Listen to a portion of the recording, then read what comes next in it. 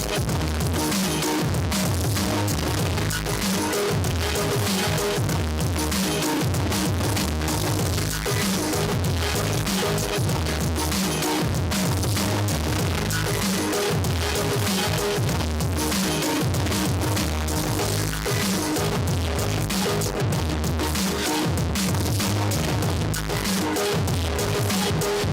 and gentlemen, the program is about to begin shortly. Please take your seats. Thank you.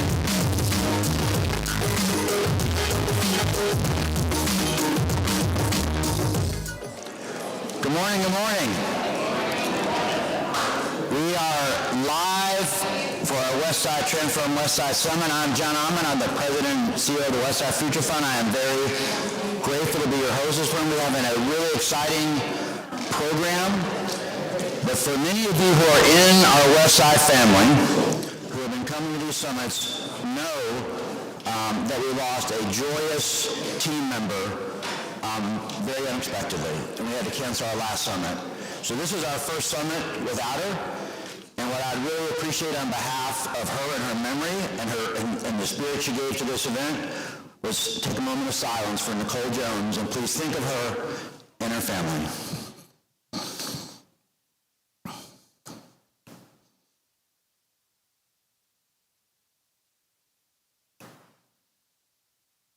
Thank you.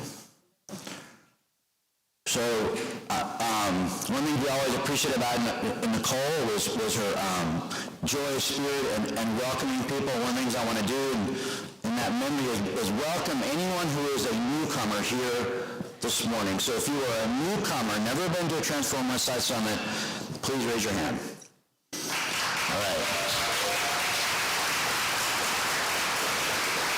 You're going to get an envelope. The amount of your donation is up to you. Kidding. So I wanted to quickly go through our program, and I'm going to try to move quick. We have a full-packed program, so I'm going to try to move very quickly through my intros, but we're going to, in just a moment, as we always do, have a devotion grounded in Nehemiah, and Rodney Boy is going to lead that devotion. I'll talk about it in a second. When we finish the devotion, a real grounding principle of the Transform Westside Summit for our newcomers is we take the time to do self-introductions. And I'll remind everyone again, we want to get everyone to self-introduce fast. So we'll come back to that, but it's part of building community. And we have an amazing program this morning focusing on building the same house, advancing beloved community economic mobility in Atlanta. And we're joined, and we will be joined by the 8 Atlanta area beneficiaries of the beloved benefit, Atlanta Technical College, Big Brothers, give it up, Big Brothers Big Sisters of Metro Atlanta. City of Refuge, thank you, Bruce. We started our Transform Westside Summits at Bruce's campus.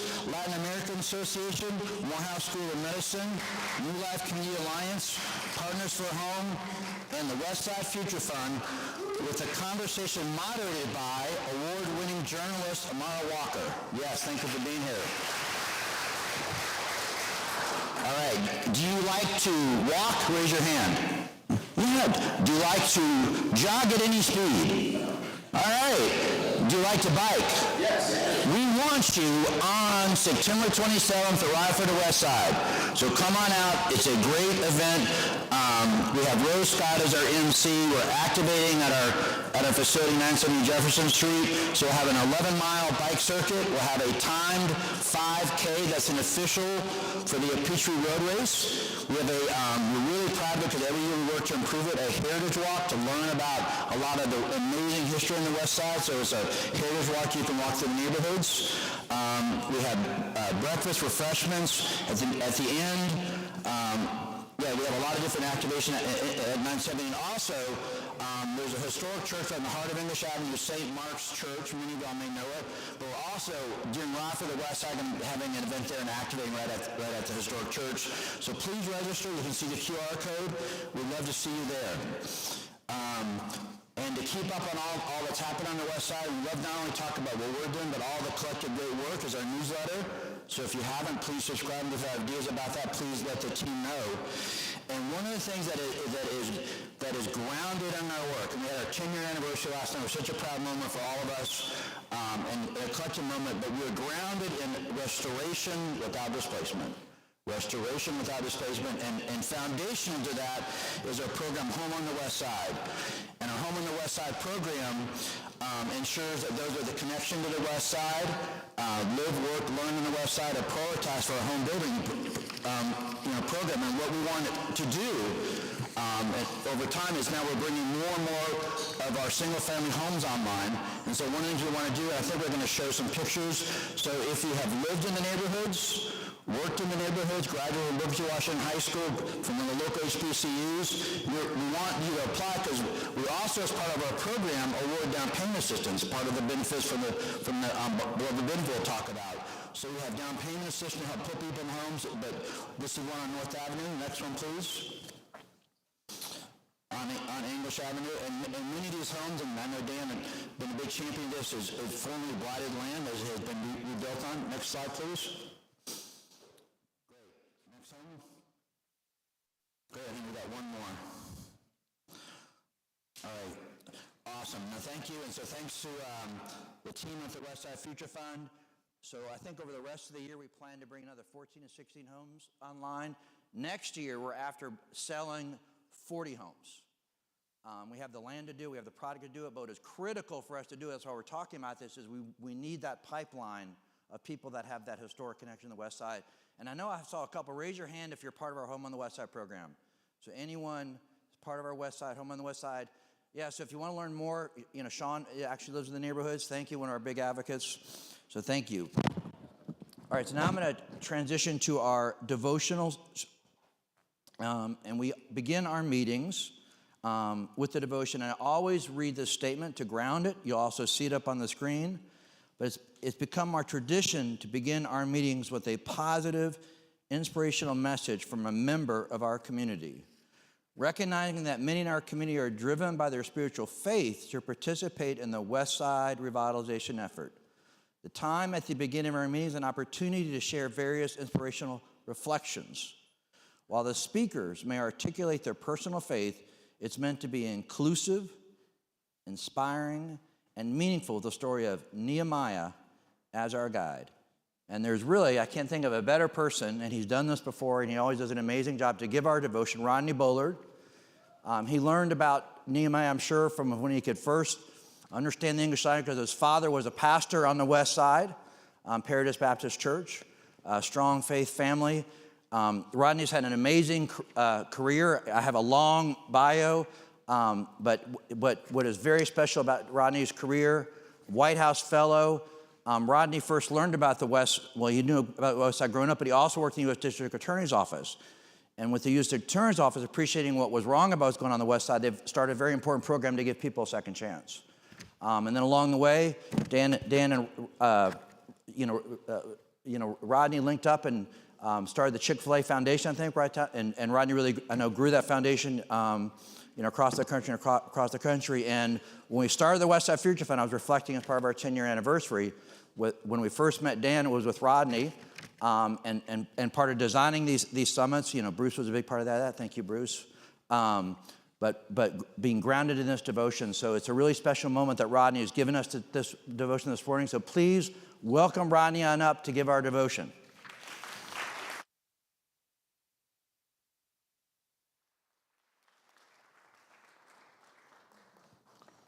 Good morning. Good morning. Now, I know it's early in the morning, but we can do a little bit better than that. Good morning. Good morning.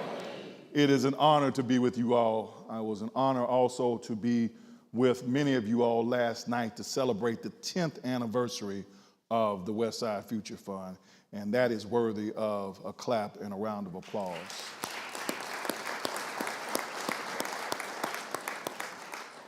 It does not escape me that we have been doing this gathering now for approximately 10 years as well, and that it has endured and that people continue to come. I want to read out of Nehemiah, and at the end of this, we're going to also show you a video that will bridge us into what we're doing. So, Amara, I may have you cue that video up for us, but I want to read out of Nehemiah because I've been told I don't have much time. And I'll tell you about the origins of this in Nehemiah at the end as well. But if you join me, Nehemiah chapter 7, after the wall had been rebuilt, and I had set the doors in place, the gatekeepers, the musicians, and the Levites were appointed. I put in charge of Jerusalem my brother Hanani, along with Hananiah, the commander of the citadel, because he was a man of integrity and feared God more than most people do. I said to them, the gates of Jerusalem are not to be opened until the sun is hot. While the gatekeepers are still on duty, have them shut the doors and bar them. Also appoint residents of Jerusalem as guards, some at their post and some near their own houses. I'll read this again for emphasis. Also appoint residents of Jerusalem as guards, some at their post and some near their own houses. Nehemiah often is talked about the rebuilding of Jerusalem. You think about the rebuilding of the wall even, and the bricks of the wall. And in fact, when we first started this effort, we had bricks that talked about the Westside Future Fund and had the date in which we were starting this effort. But here in chapter 7, it is very clear that the wall has already been rebuilt. In fact, if you go to chapter 6:15, it tells you the wall was rebuilt in 52 days, that they were on it. Right now, in this instance, they are protecting what has been built. They're protecting what has already been erected. I'm reminded, because John said it in the introduction, that I first came back to Atlanta from Washington, D.C., and I came back to the U.S. Attorney's Office, and I came back to a case of a lady by the name of Miss Katherine Johnston. Miss Johnston was well into her 90s. Miss Johnston was a resident of English Avenue, and Miss Johnston was in her home one day, and she was put upon, and several men burst into her home, police officers from the Atlanta Police Department. Ms. Johnston had a little pea shooter next to her bed. It was basically a shotgun house, meaning there was a door in the back, and right there was a door in the front. She did not know who was coming in, but she knew that she was in danger. She pulled out her gun and she shot one round. It went into the ceiling. The police officers shot 39 rounds. 5 of them went into Mrs. Johnston's body. As Mrs. Johnston lay dying on the floor, they handcuffed her. It would later be revealed that these police officers were not there in the capacity of being officers. They were drug dealers on the side. And in fact, they mistakenly thought that they had burst into the home of a rival drug gang. This story got a lot of attention.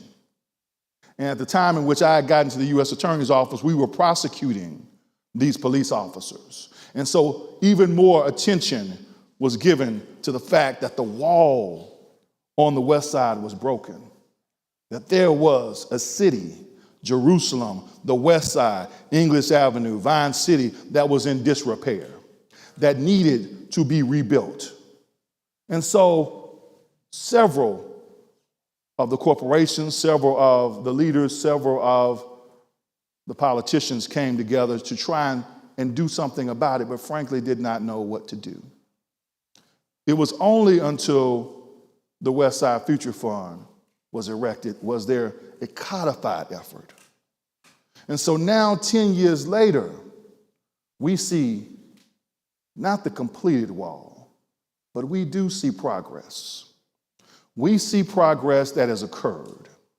We see a meeting that has occurred now for 10 years. We see a leader that has been in place in the person of John Ahmann. We see a staff and a board that's committed. We see that this wall is rooted and here to stay, that this is not just for today, this will be for tomorrow. But I came here to tell you that you all came here because you also on guard. And we have to remain on guard. And that we are the watchers of the West Side. That we have to be here ready to protect that which has been built. but also protect one another. So who are we watching? We are watching one another. You will get the opportunity to stand up and give your name and tell a little bit about yourself in a brief fashion. They always say a brief fashion. But that's not just so that you can be seen. It's so you can be known. And it should be so that we can connect and protect each other, so that we can be one community in this space. Because we all got up at the same time this morning, early in the morning, to decide to be here intentionally, on purpose, together. We also are watching this moment, knowing that in this moment, there is more division in our country, there's more division in our state, there's more division in our city than we have ever seen in any of our lifetimes. This moment bears watching. This moment bears protecting. All of what's going on you see on the news bears our efforts. We cannot be pedestrian in what is going on. And then lastly, we can't forget why we are watching. We're watching because God has enabled us to be here, and he's given us life, limb, and capacity to do something about this community, for each other, and for the future. We can't forget our why. Our why is not about bricks and mortar. Our why is about the people. Our why is about the legacy. Our why is about the history that has come before us. If you take a trip down Sunset, if you take a trip through English Avenue, you see the history of this place. If you were there last night and you heard T. Dallas Smith talk about the pride of this place, you know there's a why. But there's a why because there was a person. And so Miss Katherine Johnston is no longer with us, but they are Miss Katherine Johnston still living on the West Side. And so we gather to watch, we gather to protect, and I'm proud to be West Side proud. So God bless you. I have the wonderful opportunity now of introducing Dan Cathy. Dan and I have worked together now for about 14, 15 years. I was a young man then. I did not have hair. That's not Dan's fault. We both suffer from that. But one day, early in the Westside Future Fund's formation, Dan called me and he said, "Rodney, I think we should have a meeting. I think we should have a meeting on Friday morning early before anything is on anybody else's calendar. And I think we should do that every Friday." And I said, "Whoa." I said, "Dan, maybe we can do it every other Friday." And so he relented. And we started this meeting at the City of Refuge, and Bruce was wonderful and allowed us to be there. And we came early in the morning, saw all manner of traffic, some legal and some illegal, as we drove to the City of Refuge. And we hosted it until it got too big. And we hosted it until John Ahmann came on board. And then the Westside Future Fund took hold of it and made it better and hosted it here so that it can actually grow and breathe. And this has been a hallmark of what the Westside Future Fund does and the convention and the properties of who we are. And so I want to invite Dan up just for a few minutes, and then after that, my friend, Miss Amara Walker, we're going to have you come up, and I'm going to introduce you if you don't mind.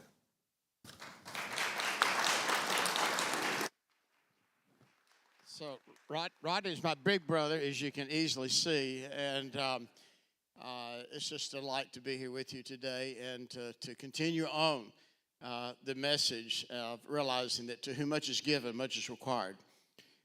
Years ago, as we announced that the new Mercedes-Benz Stadium was going to be under construction, moving from the Georgia Dome, and part of the justification for that was that we needed more luxury seats, we needed more caviar, we needed more corporate hospitality.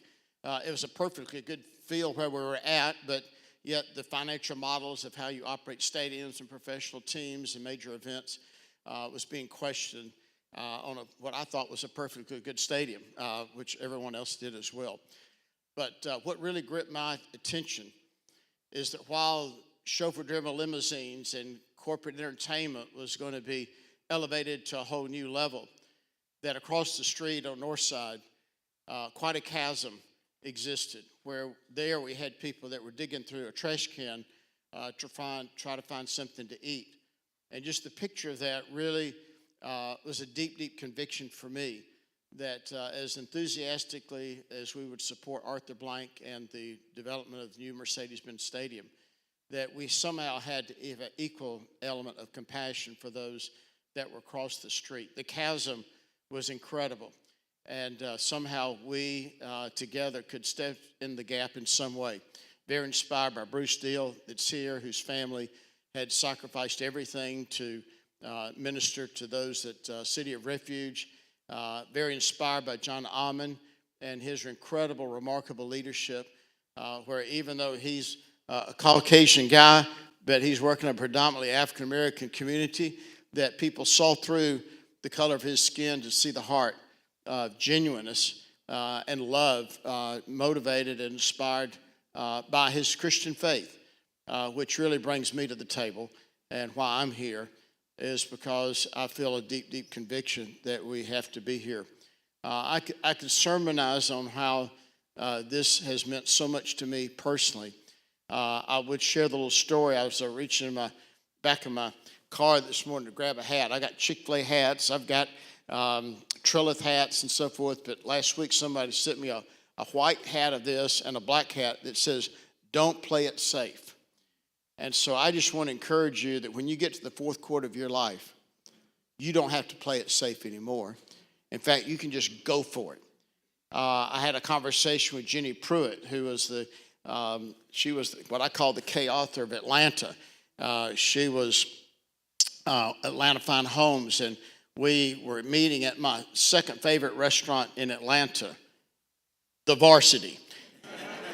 And as we were there, she was about to have a birthday, and being a lady, she wouldn't tell me exactly which birthday it was, but it was a significant birthday in her life. And she made this statement, and I just want to inspire to see, do you resonate with this idea?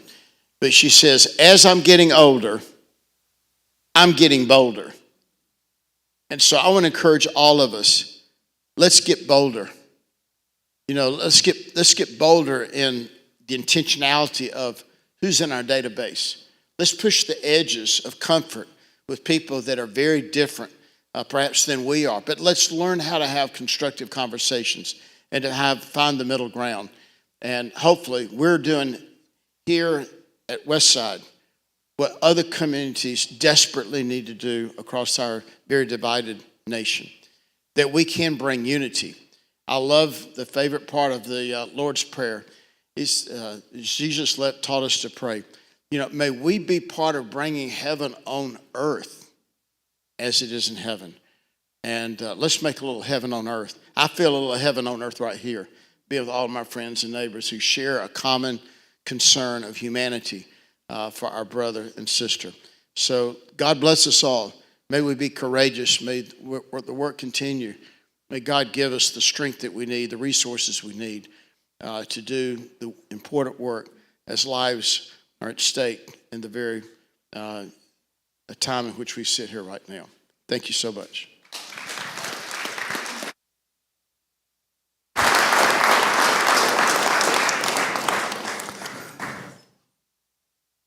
Thank you, Rodney.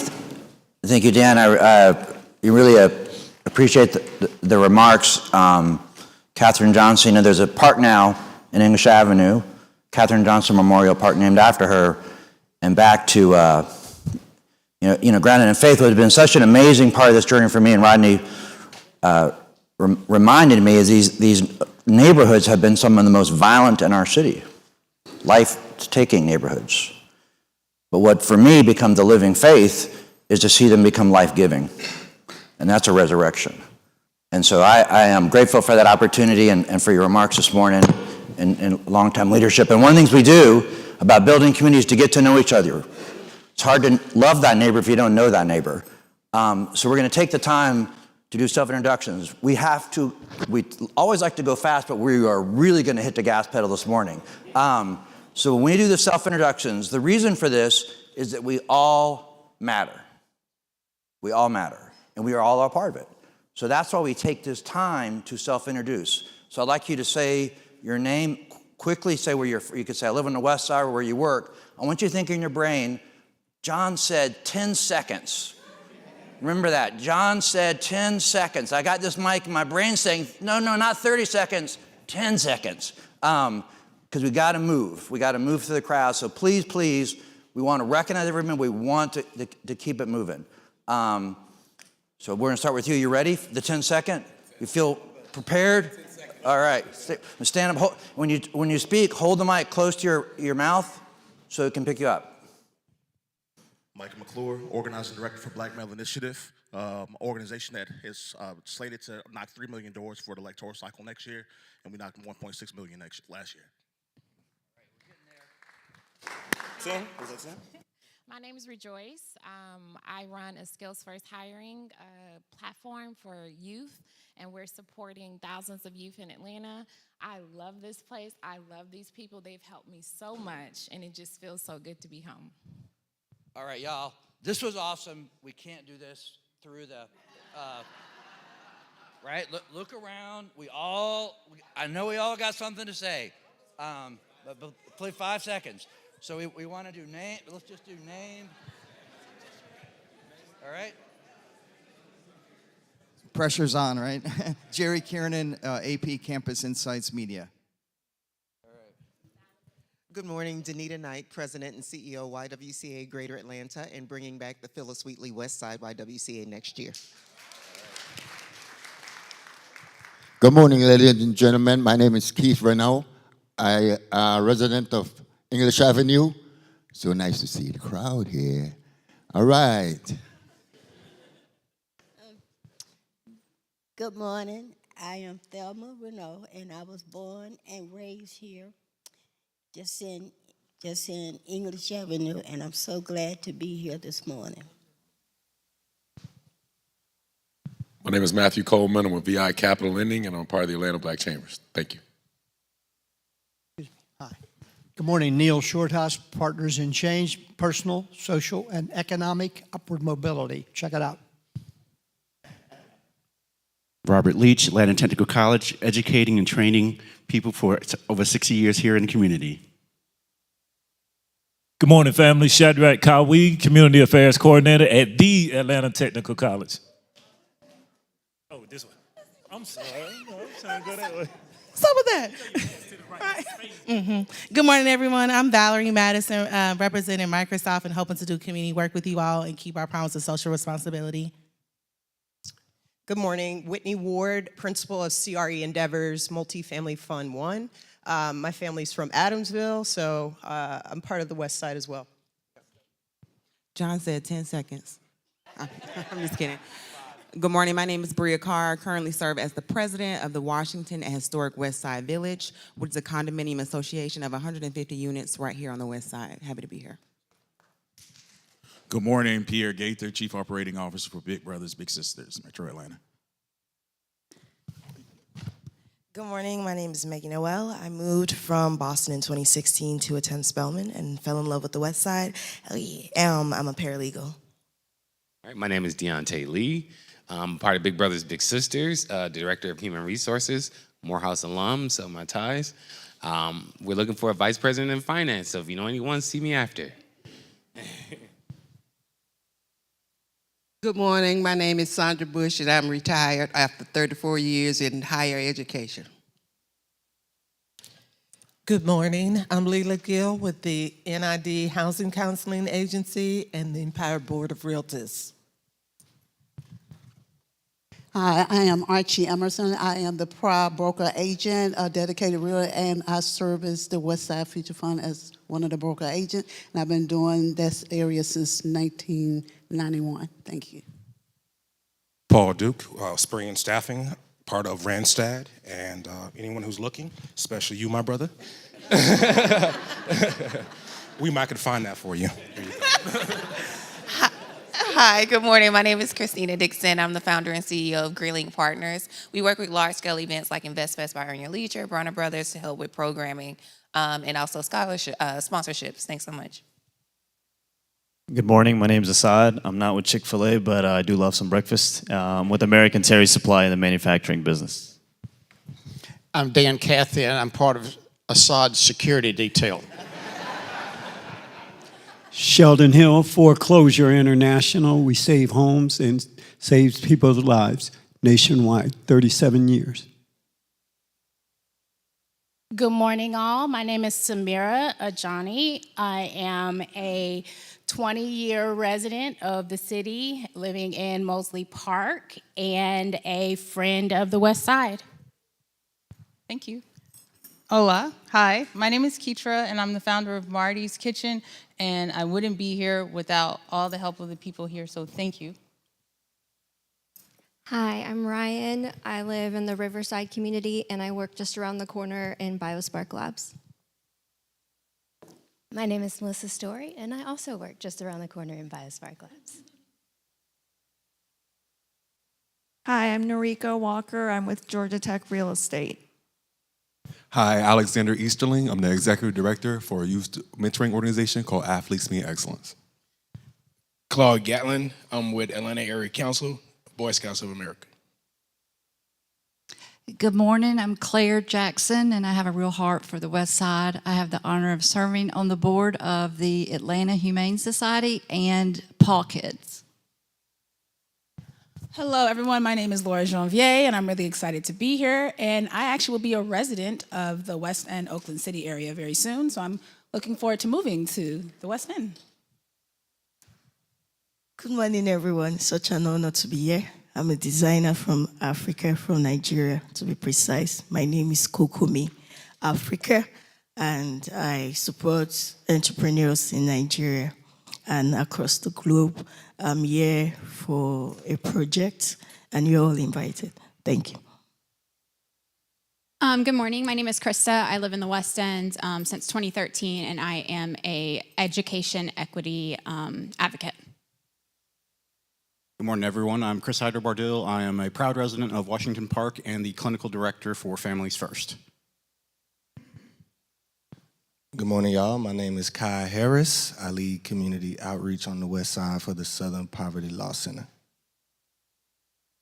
Good morning, everyone. My name is Staphia Campbell, and I am Vice President for Institutional Advancement at Atlanta Technical College.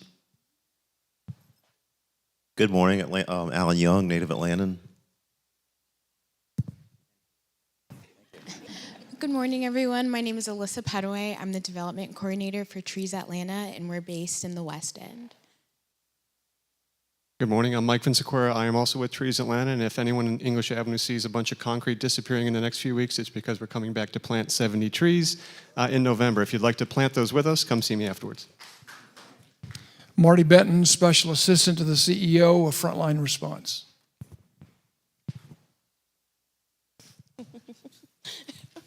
Okay, I'm Alex McBride. I am born and raised in the West End. I'm a climate and environmental justice advocate helping to support organizations. And I'll take Walter's time. I'm here with Walter Bennett, a business owner, professional carpenter, LLC. Good morning. My name is Danielle Fernandez. I'm a recent return to Atlanta from Palm Beach, Florida, and I'm a graduate of Clark Atlanta University and a parent of a Clark Atlanta University student. Good morning, I'm Greg Madison, founder of Standing in Awe Publications, offering biblical solutions for addictions. Hi, I'm Joanna Madison. I am Gregory Madison's wife. Good morning, my name is Anthony Bellows. I'm a longtime English Avenue resident, and I'm a Grady baby.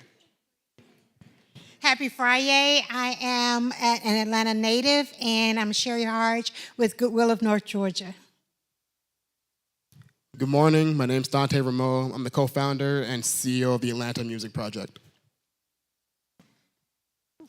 Good morning, I'm Audrey Reese, Executive Director of Star C, providing wraparound services to affordable and workforce housing communities across Metro Atlanta, including Oakland City Westing Apartments. Good morning, I'm Candy Faree, the Senior Vice President for Institutional Advancement and Alumni Engagement at Morehouse School of Medicine, and bring regards from our president who is at convocation this morning. Good morning, I'm Jonathan Warner, the owner of Summit Line Company. Happy Friday, I'm Tasha Ford. I'm a community engagement consultant and also Clark Atlanta alum. Hi, good morning, everyone. I'm Rochelle Gauthier. I am a seasoned marketing comms expert and a storyteller. Good morning, everyone. I'm Desiree Jones, the president and CEO of Desiree Jones Co. Marketing and Communications Agency. And we focus on social impact, and we work with brands and nonprofits who are interested in doing that work. Good morning, I'm Stephen Mucci. I'm a visual storyteller with Roadrunner Films. Happy Friday. I am Mia Yehuda, the People's Realtor, founder of Crown and Currency, and architect of the School to Wealth Pipeline. Good morning, everyone. I am Tatiana Elmore, president of Black Child Development Institute, Atlanta Tech alumni. We in the house. And I am a resident 20 years Southwest Atlanta.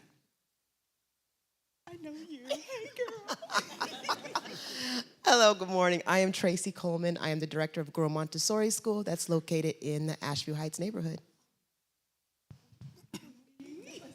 Good morning, family. I'm Tillman Ward, Community Resources of Atlanta, based in historic Vine City. And I'd like to thank the Chick-fil-A Foundation, Westside, Summit, and Rodney for the 10 years on Joseph Boone, which Dr. King referred to as Jericho Road. But if you look at now, it's made a difference. Good morning, y'all. My name is Felicia Tucker, and I serve at Braven, which is a nonprofit organization that is partnered with Spelman to help those young ladies get their first strong job. Good morning, Linda Adams, Vine City resident. Bob Butler, Coldwell Banker Real Estate. Good morning. My name is Broderick Thompson Smith. I'm the founder and CEO of Music Without Limits. It's a therapeutic music program for the Westside. Also, English Avenue resident. I'm Karma Alexander. I'm a project manager and student of urban and planning. I'm Dwight Frederick, and we do, I'm CTO at Granted, and we do data and BI consulting for nonprofits. Good morning, my name is Cassandra Kirk. I serve as your Chief Magistrate Judge in Fulton County. Good morning, I'm VJ Broker with my company, Lotus Properties. Continually excited to see the transformation of the Westside. Good morning, I'm Malika Hakeem, Community Affairs, Microsoft. I'm going to take a minute to make a shameless plug. We're doing a hiring event next Friday, the 26th. If you're interested, get at me, Randstad Guy and Goodwill. I want to talk to you at some point this morning. Good morning, Eric Gray with Catalyst Sports. We are opening the first adaptive bike shop for people with disabilities right here on the West End. Good morning, I'm Banksy Okuchu, and I'm a strategist and architect at the architecture firm Gensler. Good morning, I'm Steve Phillips. I'm an associate broker with Keller Williams Realty in town. Good morning, everybody. My name is Taylor Walton, and I work for KPMG's Industrial Site Selection and Product Development team. Happy to be here today. Sean Watwood, proud English Avenue neighborhood resident, went through the homeowner program. I'm also a Westside Future Fund evangelist. Good morning, Terry Nichelle Bradley, founder and CEO of Brown Toy Box. Good morning, Latricia Brown, Spelman College alumna, and I work at the Russell Center. Good morning, I'm Ron Alston. I lead our not-for-profit and government banking team for Truist. Hello, my name is Crystal Thomas. I'm the founder and owner of Tropical Express. We rent indoor houseplants. My name is Naomi Green. I'm an Atlanta native, a resident of Howell Station, and work for Onboard as Director of Partner and Member Engagement. Good morning. My name is Tyler Royal. I am a a resident of the Westside. I am a commercial real estate broker by trade. I am a proud alum of Lee University and the Pentecostal Theological Seminary, and I find myself serving nonprofits and faith-based organizations. Good morning, Lamont Franklin, DeKalb native, currently reside in East Atlanta, and honored to be a part of the same house. Good morning, Charles Merriweather, representing Goodwill.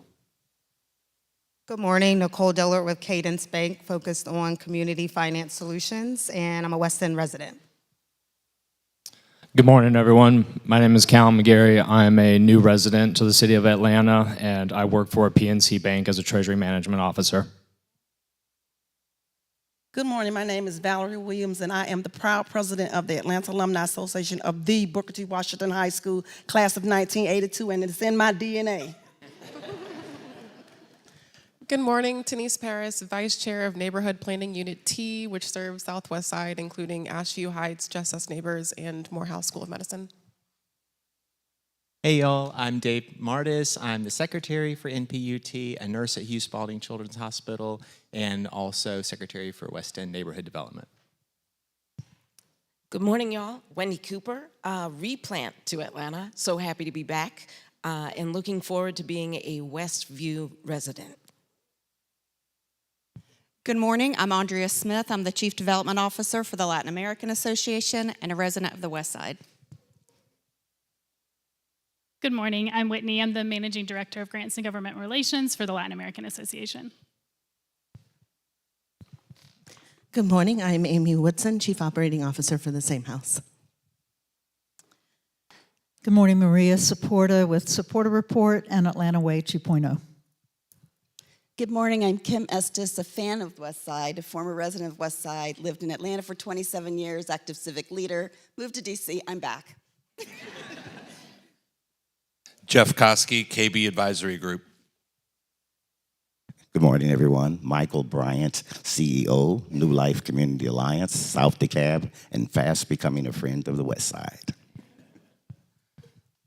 Good morning, Troy Dares, work for Atlanta Tech. I am the program manager for the West Side Growth Program, serving English Avenue and Divine Cities. Good morning, Sarah Vinson, Chair of Psychiatry and Behavioral Sciences at Morehouse School of Medicine. Good morning, everyone. Marlin Harris, founder of New Life Community Alliance.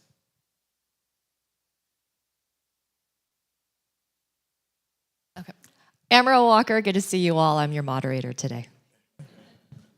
She's about to take over the program. That's why we were like, thank you. I know you, did I forget? Oh, I'm sorry. It's all right. Save almost the best for last. Dr. Seals, president of Atlanta Technical College and proud Spelman alumna. Yeah, I'm Bruce Deel with City of Refuge. All right. Thank you for catching me there. Appreciate it. And, you know, thank you. I know we were trying to move through a lot. It's an amazing, amazing part of our program. What's so intentional is that we know so many amazing things we never will know about happen through connection. And so the intentionality in the room of us being together is why we take the time to do this, so we know how many great things have come from these connections. Thank you. I know I was kind of keeping it all moving, so thank you for bearing with me as we try to move through it this morning. I appreciate it very much. And I know we're on to our next part of our program, so I'm going to turn back over the mic to someone that's more professional than me. All right. Look here, I'm going to do the same. So I have the honor of introducing Amara Walker, who is going to moderate our panel of the beloved beneficiaries. And I will just say this, if you all are not familiar with the beloved benefit, you're going to have an opportunity to see a little video and learn more about it. But if you have gone to the beloved benefit, I hope that we have an opportunity to do that one more time and to join together again as well. But Amara Walker, who is my new friend, I have seen her on television many times, but now I get a chance to see her in person. Amara is an Emmy Award-winning journalist who spent 11 years at CNN and CNN International as a lead breaking news anchor and correspondent. She has a much longer resume, but for the sake of time, I will leave it to that, my friend. Please.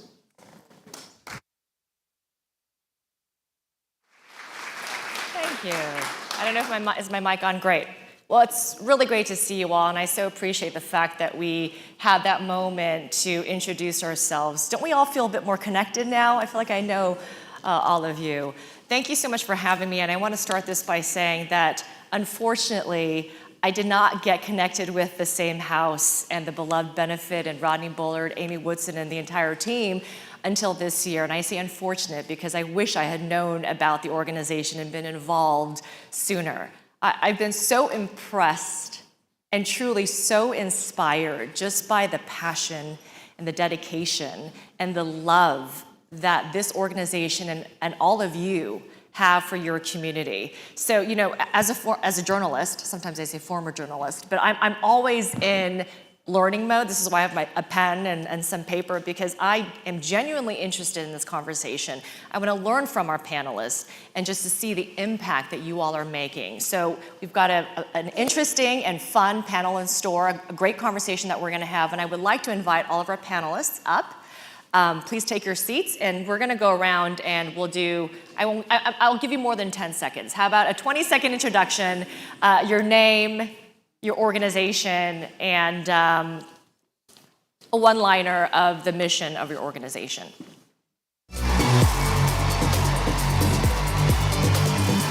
Atlanta is a city of doors and keys. 5 years ago, I was sleeping in my car.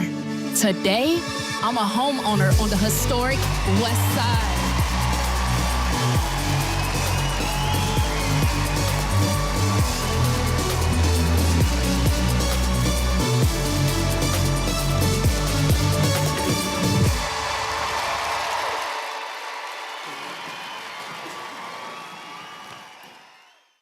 Well, welcome, panelists. We will start with you, Bruce. Name, organization, mission. Yep. City of Refuge, 28 years over on Joseph Boone Boulevard, and our mission is to bring light, hope, and transformation to our community. My name is Marlin Harris, and I am the executive chair and founder of New Life Community Alliance. And our mission is to see to it that the love and passion of Christ is given to those who live in our community who are the least, the last, and the left out. Kwame Johnson, janitor, mascot, sometimes CEO, Big Brothers, Big Sisters, Metro Atlanta, but more importantly, I'm a defender of potential, and that is what our mission is, to defend potential of young people.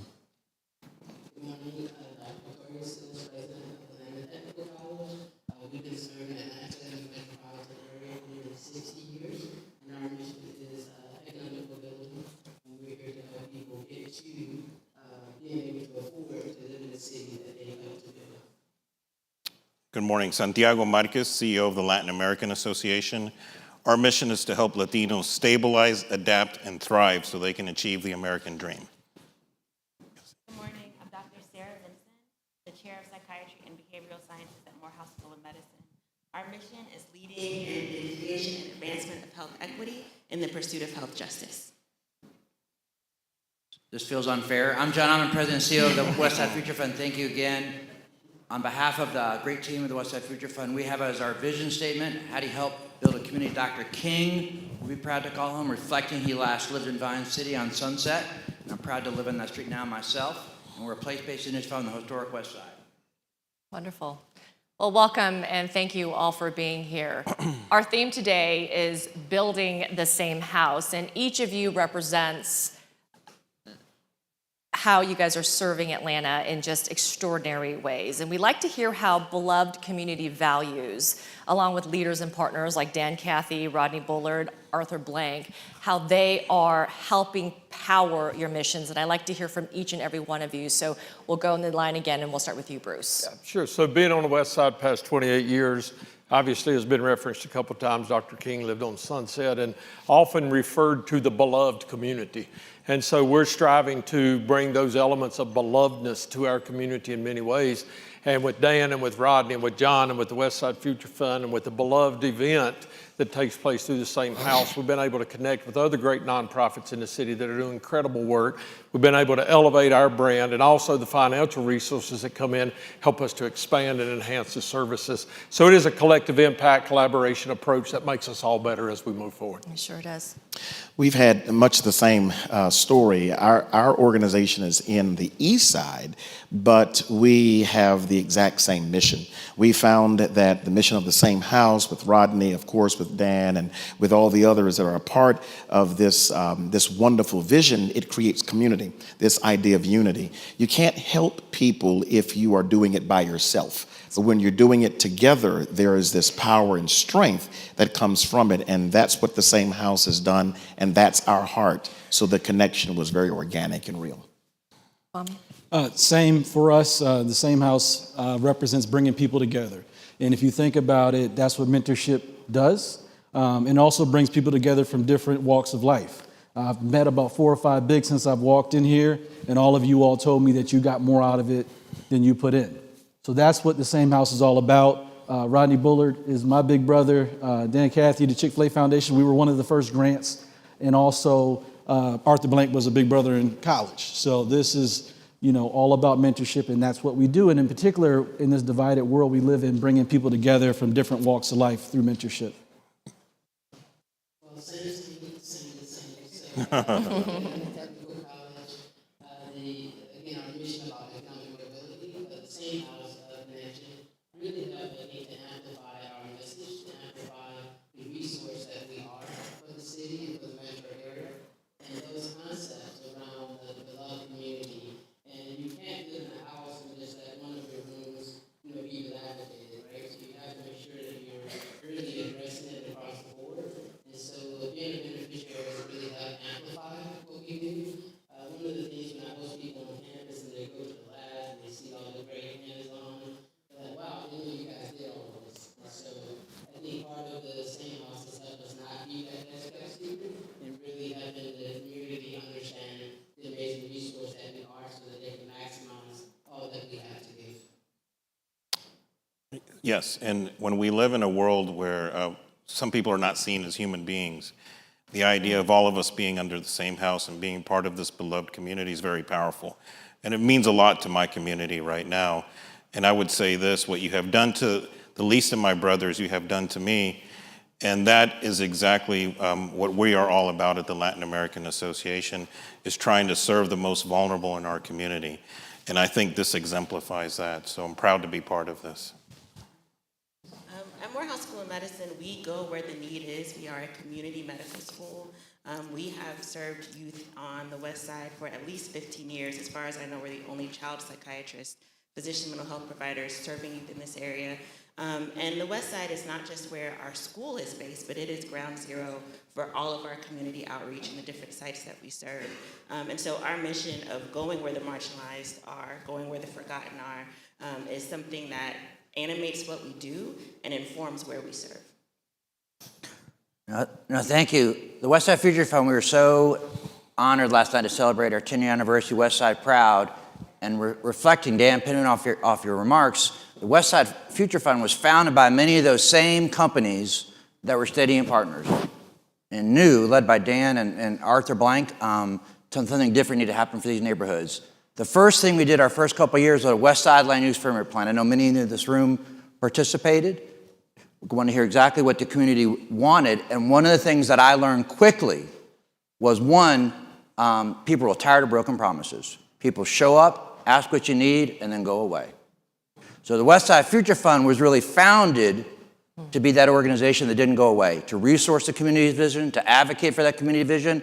And the other thing we heard grounded was restoration without displacement, grounded in that visionary, beloved community. And so we seek to kind of just manifest that in our work in these very historic neighborhoods that originally gave us that concept for our wonderful city. Pastor Harris, you all mentioned this, that we can't do this in isolation. Collaboration is key. And Santiago, you mentioned something that struck a chord with me as someone who was a part of the news media and someone who continues to watch the news every day. And some of the things that we are seeing happen and play out are heart-wrenching from any point of view, from a point of view of humanity. And I'm curious to hear, you were touching on the immigration raids and just things that have been happening with the immigrant community. Can you give us some examples of how collaboration with the same house, with partners, Sure. Has helped extend your impact? Absolutely. I would say that Rodney Bullard is well known in our community. in the Latino community. I mean, I would even say he's an honorary Latino. And Chick-fil-A is certainly very well known in our community. Gosh knows we eat it all the time. So you start with that, and you have a great brand and a great name, but it's also the spirit of love and acceptance, and it's based in fueled by faith, right? And so the fact that people know that it's authentic and it's real. Also, bridging those gaps. And us, as a community, we need to learn from the African American community. The African American community has been there, has done it. So one of the things that we're working on now, we have our new board chair is an Afro-Latina.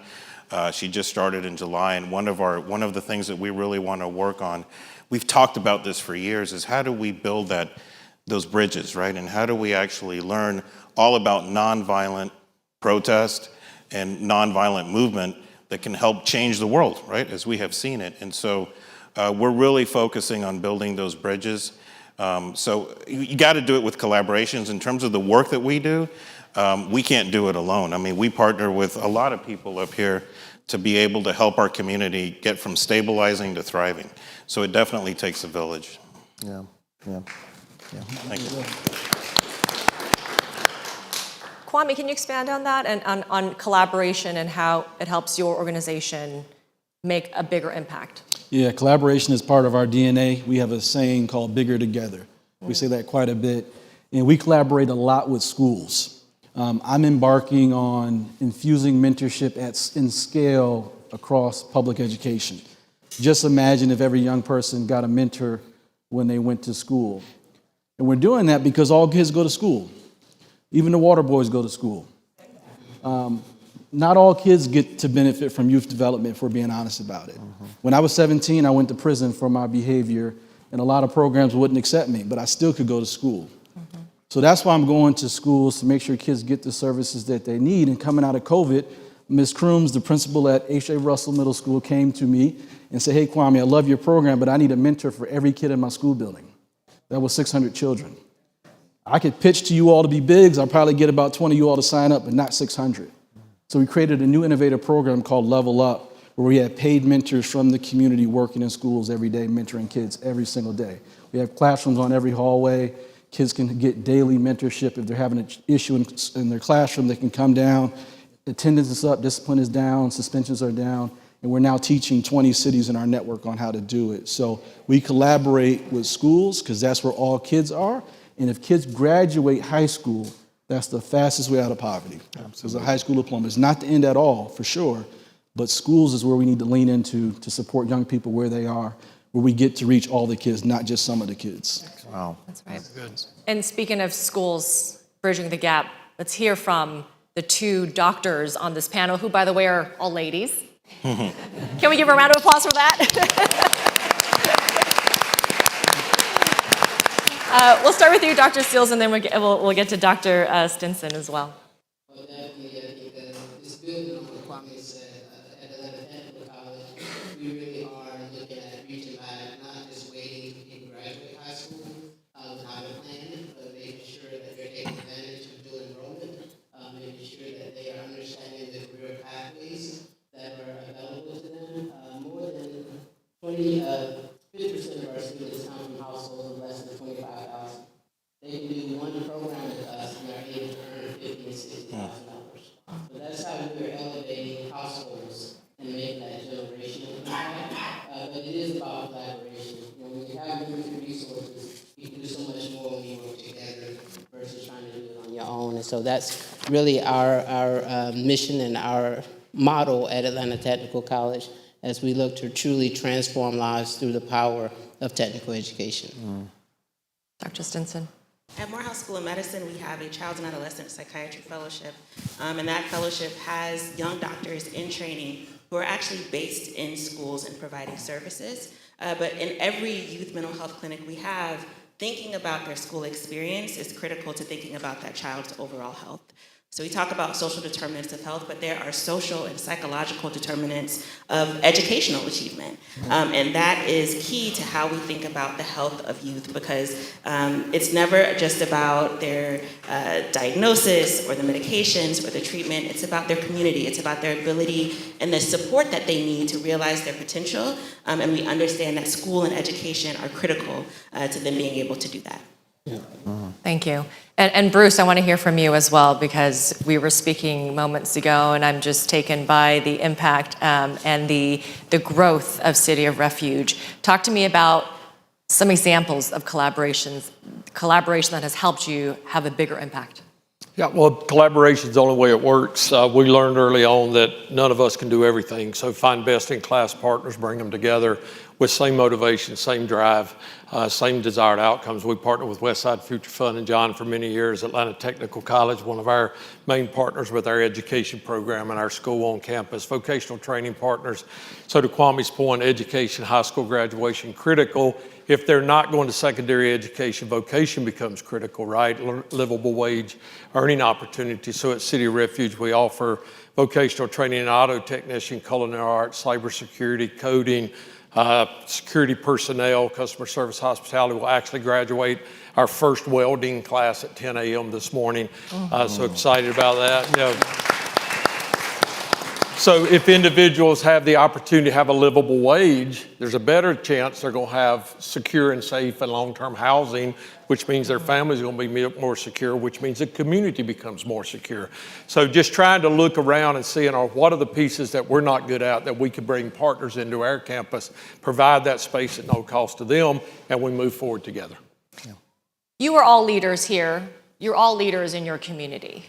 And we have seen how organizations thrive when leaders step in and step up. How have leaders like Rodney Bullard, Dan Cathy, Arthur Blank, or institutions like the Same House, how have they helped elevate your mission, John? By example. By example.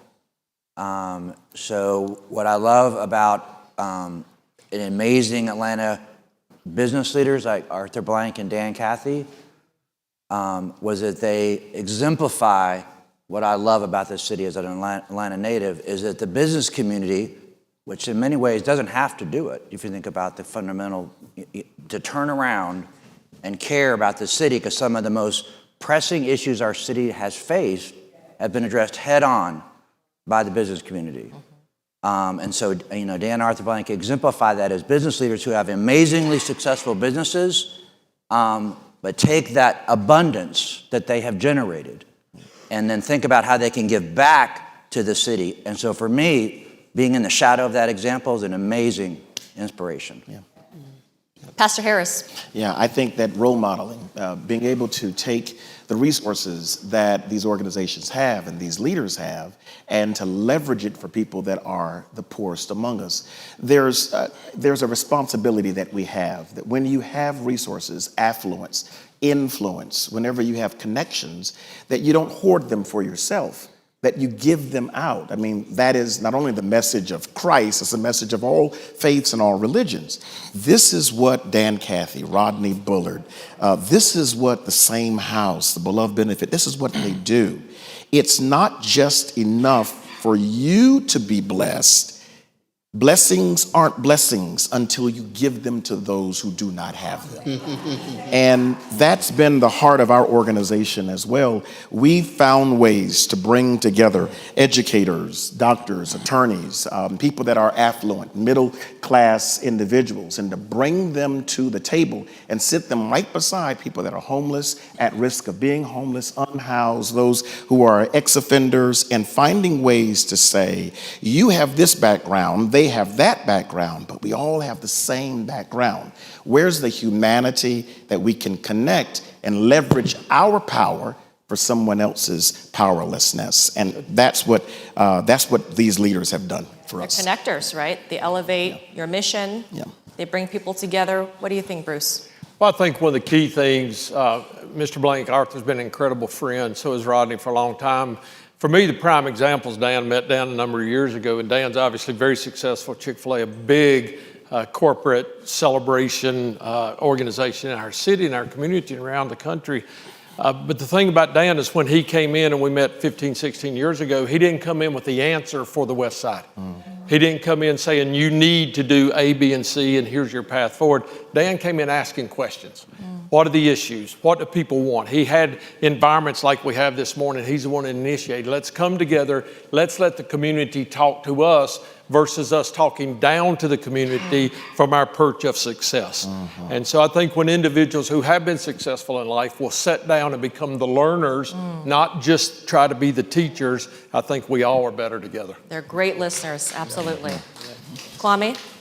So I was just talking to Rodney in the corner, and he said, Kwame, I'm going on this new station, love to have you come so you can recruit more bigs. So I think that's just an example of what Rodney, Dan, Arthur just do for all of us, is lean in and help us reach our missions. Dr. Seals? Yeah, I would add that it's about visibility. I think, Rodney's a great friend. His mom was an alum of Atlanta Tech. And so, just those connections throughout the city. A lot of times now, technical education was kind of seen as secondary or looked down on. And, all of us are four-year, or some of us are products of four-year, first-gen, college student, all of that. But if I'd known then what I know now, I wouldn't have had the college debt or any of the other challenges. Doesn't mean that you can't go on to four-year, but I think they've helped to elevate the visibility of just the possibilities when you start with a technical education, that you can, in a year or 2 years, get a lucrative career pathway with no student loan debt and really get out making $60,000, $70,000, and then be able to go on to get that four-year degree if it makes sense, four-year career pathway. So I appreciate Rodney and Dan and the Blank Family Foundation for their investment to really help, again, increase the visibility of what we do and the resource that we are. We have capacity at Atlanta Tech. We're currently serving about 6,000 students a year, and we have capacity to serve 10,000. And so once we hit that number, I can retire. But I think it's about that visibility that they help bring as leaders, the example that they set, and really helping those to see that, Atlanta Tech is what we claim we are, but it's always best when someone else can say it for you. When do you think we're going to get you to 10,000? Well, my goal is 2030, so we got a couple of years and we're going to get there. Got it. We're going to lean on the leadership, right? Indeed. For the visibility. Santiago? Yeah, I'm going to share the motto from my beloved Notre Dame, my alma mater, the business school, which is business mind, servant heart. And that's what I see in these three gentlemen.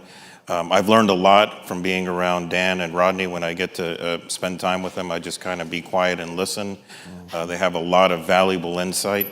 I would say the credibility that they have lent to the LAA, including us, so I would say diversity, equity, and inclusion is still alive and kicking, and thank you for that, and thank you for including us. And so I would say this, we picked up one of our biggest donors because of Beloved.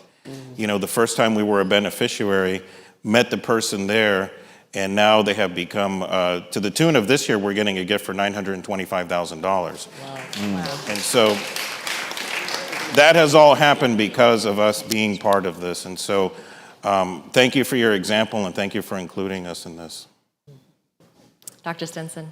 And piggybacking on that example, I am new to Beloved and this, but I will say it is a reminder for me as someone who is always doing the work, sometimes with blinders on, that it is important to get in the room with other people, that it is important to convene and take the time to do that. And I think that has been modeled beautifully here. And when it comes to how we will benefit, we are a first-time beneficiary, but I can tell you that youth mental health is so much more than what Medicaid codes will pay for, especially when you have families who have needs that the system often doesn't account for or consider. And so when it comes to not just treating illness, but promoting health, we cannot do that without philanthropy and without extra dollars that allow us to meet families where they are and to tailor their interventions to what they need and not what the system allows. And so we are thrilled to be part of this family now. When you see leaders like Rodney Bullard, Dan Cathy, Arthur Blank stepping up as champions, I think a lot of people are drawn to their authenticity as well. And I think when you're authentic about what you believe in.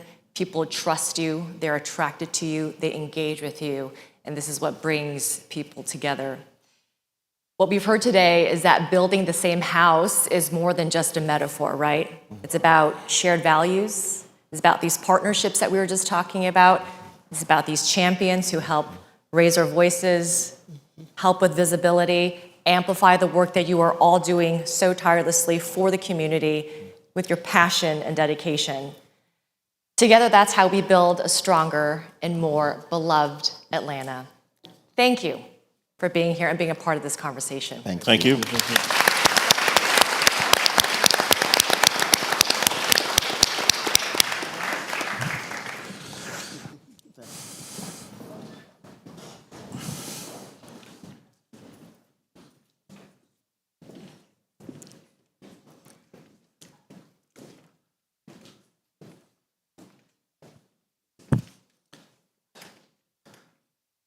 Yeah, I'm looking for what is supposed to happen next. So we're winding up.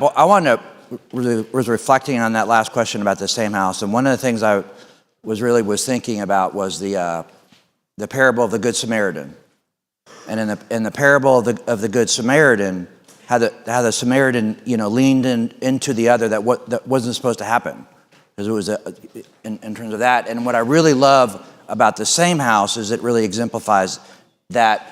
And you can just look around the room about how we are leaning into each other. And the same house exemplifies that. So I'm grateful for the example that Rodney and the same house have set and to be here this morning.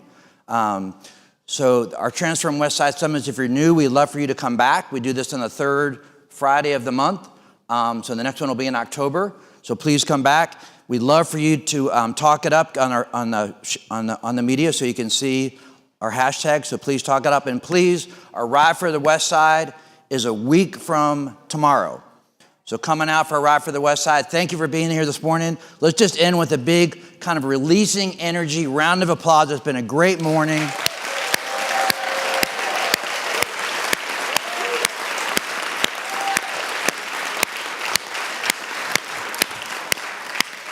Thank you.